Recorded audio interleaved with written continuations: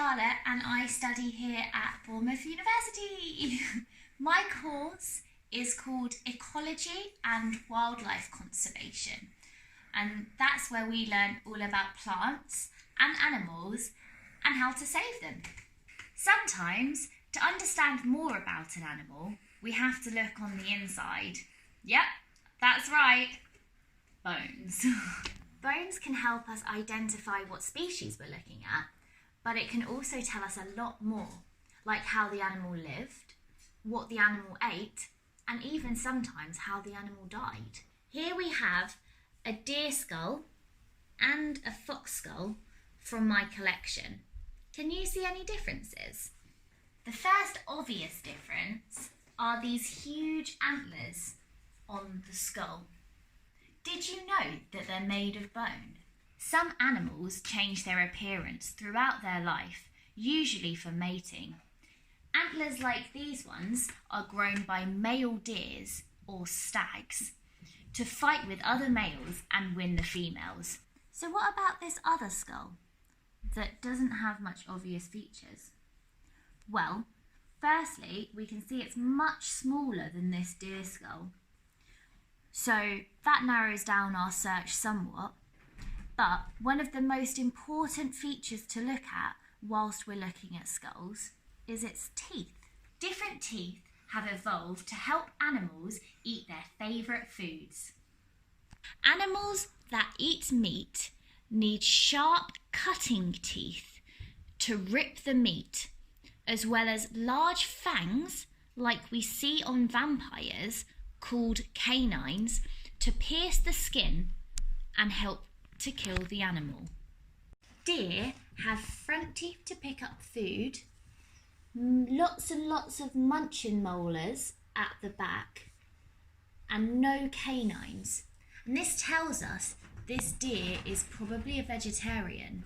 Almost every animal has eyes, but they are in different places depending on whether they are predators, eating other animals, or prey, plant eaters. Over millions of years, predators' eyes have evolved to be forward-facing. This is so they can lock onto their target whilst they hunt. Prey animals need to see in all directions all of the time, so usually have the eyes on the side of their heads. This is how we know that the deer is prey and the fox is predator.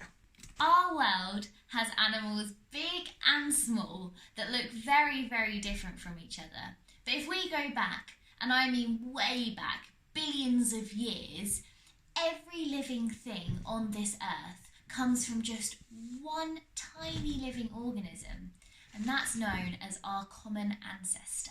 There was a whole big world out there with lots of different environments.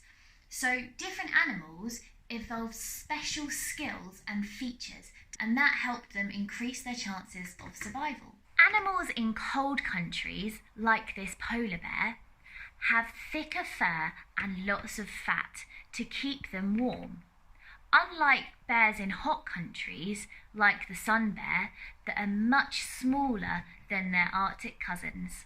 Monkeys that live in the jungle, like these gibbons, have long hands and arms that make them much better climbers than these gelada monkeys that live in grasslands with hardly any trees. Ducks have webbed feet to help them swim and a rounded bill to pick plants off the bottom of the pond, whereas birds that hunt, like this hawk, have large unwebbed feet with claws to catch food and special sharp pointy beaks that help them bite through bones. In fact, it was birds that helped us first discover the theory of evolution. Charles Darwin went to the Galapagos Island where he noticed that lots of birds had different beaks depending on what they ate. He worked out that they must all have come from the same species, and eventually tiny changes turned them into separate animals. See? Everything is connected. Even dinosaurs are old relatives of birds from millions of years ago. Your task today is to look at the skulls that you've been given and use the tips and tricks that I've shown you in this video to try and work out what animal they're from.